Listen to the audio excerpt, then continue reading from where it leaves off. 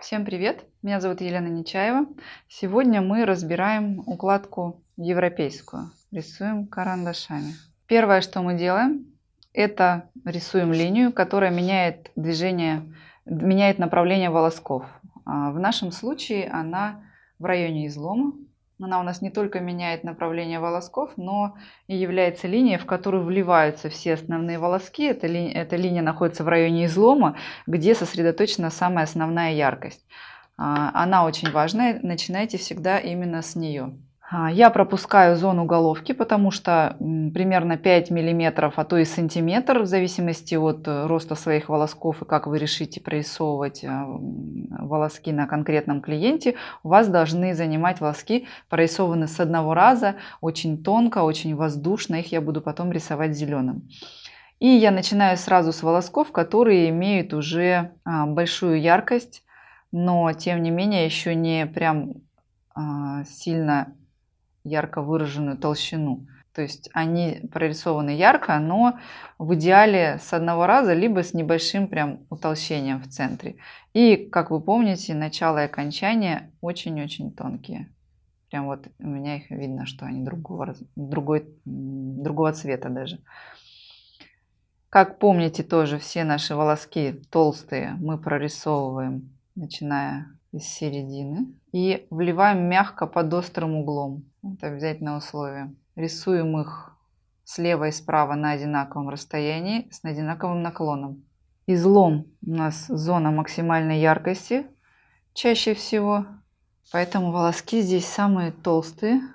Ну и в хвосте у нас уже волоски начинают становиться тоже все более тонкими и прозрачными.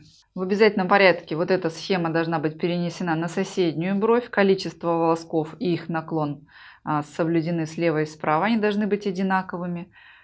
И теперь я начинаю заполнять зелеными волосками. И теперь я начинаю рисовать первую веточку нашу, самую простую и основную. Из середины волоска, вот во всю длину я беру его, и из середины я выливаю волосок, вываливаюсь и прикасаюсь им к соседнему. И из прям уголка я прорисовываю волосок и прикасаюсь им тонким краем, это обязательное условие, прозрачным, к соседнему. Точно так же делю напополам, и из середины под острым углом я вливаюсь в соседний волосок очень тонко, осторожно. И из самого угла, от толстого, тонким прикасаюсь к соседнему волоску. Как вы видите, и вытаскиваю волосок я из предыдущего под острым углом, и прикасаюсь к другому волоску я тоже под острым углом. Это обязательное условие. Опять во всю длину беру, из середины выливаюсь, прикасаюсь под острым углом к соседнему волоску. Одинаковое повторяющееся движение. Опять во всю длину. И только из середины, самой толстой части, вытягиваю волосок к соседнему. Прислоняю его тоже под острым углом. Все остальные волоски я буду рисовать зеленым, чтобы вы поняли расположение тонких волосков, прорисованных с одного раза. Те же самые соединения, те же самые веточки, просто это волоски, которые должны быть прям очень тонкими, очень прозрачными. И из центра образовавшегося вот здесь вот уголка я вытаскиваю по паре волосков для того, чтобы заполнить эту пустоту, но не сделать тяжелым низ нашей схемы. Тяжелым — это значит, когда каждый волосок слишком яркий, слишком вот он бросается в глаза, а нам нужна легкость и воздушность по всему периметру. И я заполняю некоторые пустоты зеленым тоже цветом, волоски мягко ложатся под острым углом тоже. Теперь пришло время у нас уголка, заполнить уголок, который должен быть прям очень красивым и воздушным. В изломе все волоски соединяются в один тонкий, очень тонкое окончание.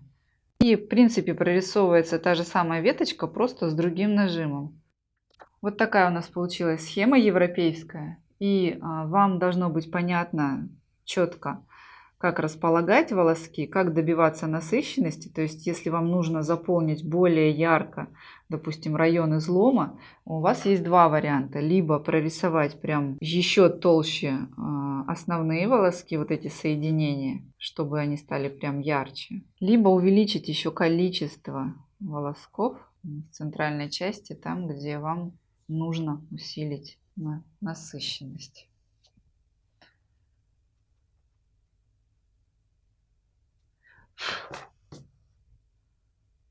Ну, просто карандаш уже особо не мешает. Вот такой урок. Вы должны прорисовать вот эту схему, зеркалить ее слева и справа, повторять количество и наклон волосков, и это поможет вам рисовать брови ваши симметричными. Вот такая у нас получилась схема. Я прорисовала волоски для вас, чтобы было понятней.